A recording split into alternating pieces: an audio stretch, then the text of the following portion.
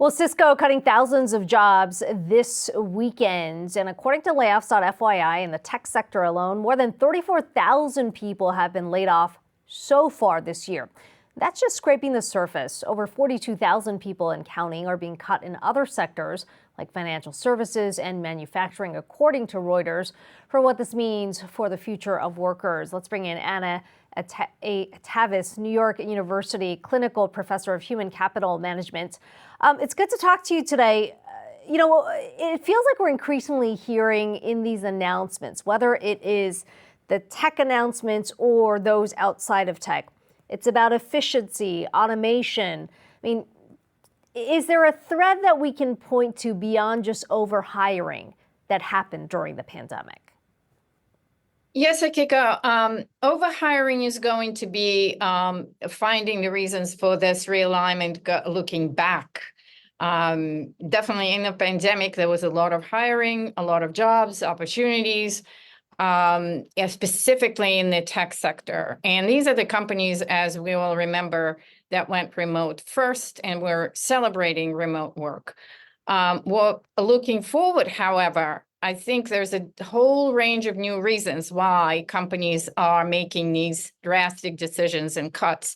And that has to do with, again, as you mentioned, efficiency, productivity, and the need to introduce efficiency tools and really quickly realign around AI and other types of technologies that are really replacing those very remote workers who have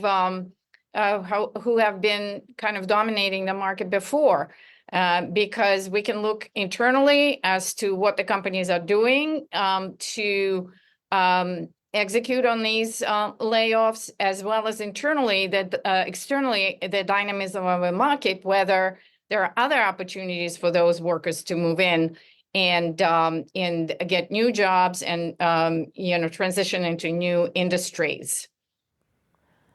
Adam, let's pick up on that point, because there has been an ongoing conversation about the concerns about artificial intelligence and what that ultimately means for the labor market. If you look at the cuts that have been announced so far this year, how much of them have been replaced by AI? How much of this has been about cost cutting that will ultimately lead to investments to introduce additional AI technology? I think this is sort of a combination of both. It's a hybrid. Clearly, cost cutting is the immediate need for companies, because according to PwC survey of CEOs, we know that productivity is number one concern for all of these, senior executives. And the most immediate and obvious place to look to cut those costs will be headcount. However, those companies that are more strategic, and I would put technology companies into that group, are looking ahead just as much as they are trying to catch up on inefficiencies of the last cycle. And looking ahead is Meta, for example, I think is a good example, is one of the best examples of how to do a strategic realignment, because they've been working on these layoffs for over a year, looking internally and strategically carving out those areas where they needed to cut. So I would say it really differs from company to company, but those that are making those changes strategically are definitely looking more ahead than looking backwards to the times when they overhired. When you think about jobs that have been affected traditionally by automation, we think about factories and warehouses, sort of the so-called, quote, unskilled labor. Now that we're talking about integration from something like generative AI, who's most vulnerable?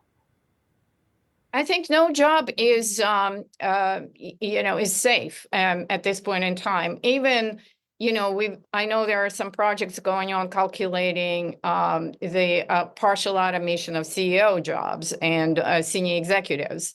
I think augmentation of every job with technology is what companies need to be looking at.